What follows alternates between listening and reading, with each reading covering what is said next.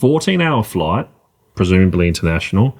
The woman I was seated next to asked me if I'd switch seats so her child could sit by the window instead. I politely told her no. I like the window seat to sleep comfortably. She got upset, gave me dirty looks the whole flight. Am I really the asshole for this? So I'm assuming you've got 3 seats, mum's in the middle seat, child's in the aisle, and she's in the window. Is this a she, you reckon? Oh, I've just made... Yeah, look, fair call. Fair call. Wow, I didn't even pick up on that. I don't know. This was written into me in quite a... masculine tone. Exactly. I don't even understand why this is here. They must be very self-conscious because you've paid for the seat. You've got no... You've paid for the seat. You've chosen the seat. There's no security or safety requirement to indulge this entitled mum. Yeah. And she's well out of her rights to be even asking you for this. Yeah. Book your own window seat next time. Exactly. So what made this person send this? Is it because of she got upset and gave me dirty looks the whole flight? Yeah. Yeah. This must be such a new situation for her. This person could be quite young, not experienced, a fellow asshole or an asshole. Like you said, it could be the insecurity. You're getting slammed for something and you're like, whoa, hang on. Why am I getting punished with the dirty looks? We've said it's okay to say no. You're entitled to the seat you paid for it. How do you say no? Does that matter? Potentially. There's a way of saying no that'll elicit additional conflict, and there's a way of saying no that'll hopefully resolve the matter straight away. Half, I think, is dependent on the person you're interacting with. So in this case, you could say that, look, she said, I politely told her no. I chose a specific seat to sleep comfortably for all valid reasons. And I think getting dirty looks is pretty minor in the grand scheme of things. So I think you got off pretty lightly with someone else who was the asshole here, I think. I think the only time this would be acceptable for the seat swap is if you and the window seat had a lot of IBS issues and were constantly getting up and down. That'd be it for me. Otherwise, this is a non-issue. What do you think? Is Reddit going to side? Is she the asshole or not? I'm hoping Reddit will say no based on the ring conversation. I fly a lot for work. I paid extra for the seats, worked 100% of the time.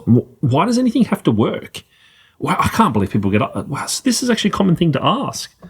Probably just in the States. I heard flying over there is terrible. Yeah, this person, PT Auger, gets it. I find sorry, no to be sufficient. I mean, exactly. I'd never offer an explanation. It only invites argument. This person gets it. Well done. Well done. Wow. So this happens a lot. What? Wow. I don't know if this is an American cultural thing, but that's very entitled. But I don't understand. Very entitled. There's a bigger problem here. Why would you even want to sit in the window? I hate it. Yeah. I hate it. I like toilet access.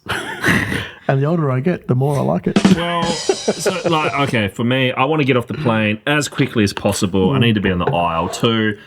Yeah. With the aisle, you've got more space than anyone else because you can put your feet and arms out. Yep. And lastly, for me, being on the window seat is like being in a really, really cramped hatchback in the back seat. Because the curve of the plane gets you on your right leg or your left leg. Yeah, I hate it. I hate it too. This is not recorded. Boom. Candyland gets it. Candyland, Canada. And this is coming from a Canadian as well. A polite Canadian. Yeah. We've got success.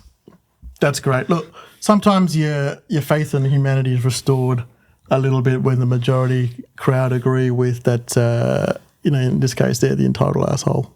Yeah. Any takeaways? No?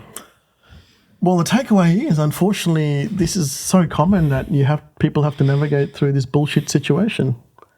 So you're going to have to teach kids shocking. Resilience. That's shocking. And, if you brought your kids up to be polite and obliging, you have to let them know, hey, look, there are people out there who are going to try and take things from you that they don't deserve or not are they entitled to. And you're going to have to politely deal with that as well. Oh, man, that's a good takeaway. Oh, man, wow. Yeah, especially if you're someone that is self-conscious to push back, doesn't desire conflict, or someone that requires a lot of external validation. So the idea of then not receiving validation is heartbreaking. Yeah, and coming from, let's say, a family or family background where everyone's super polite, where you wouldn't be asked these type of things, and so you'd always be saying yes because it'd be an obligation. Like, I had a similar situation that went a different way, the right way. Yesterday, we were coming home from the city, went to a comedy show. On the train, we sat in some seats, and there were seats either side of us. A family came in, and they split in half. One half to the left, one half to the right. And they didn't say anything. Then when we got up and left, they hopped in and sat next to each other. At no point, they didn't ask us to move, is where I'm getting to. Oh, it's wonderful. That's respect. To be fair, in that situation, if they asked me, I would have moved. We didn't pay for the seat, but yeah. And also, me having a family, I can understand why they would want to sit. Like, the kids were young, like really young. But yeah, I don't know, this is boggles my mind. I've shared a situation on the train where I once obliged and sat somewhere else, but that was an interesting experience. Yeah.